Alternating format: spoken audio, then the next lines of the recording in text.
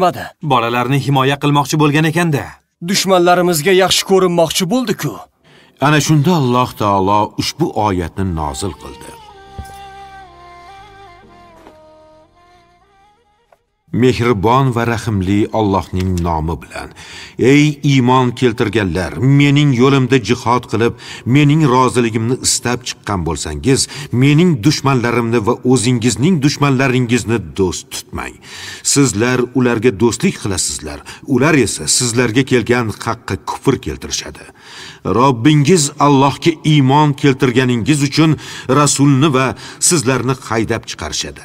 Siz esa ularga do'stlik qilib sir aytmoqdasiz. Holbuki men nimani yashirib, nimani oshkor qilganingizni yaxshi bilurman. Sizlardan kim bunday qilgan bo'lsa, batahqiq to'g'ri yo'ldan adashibdi.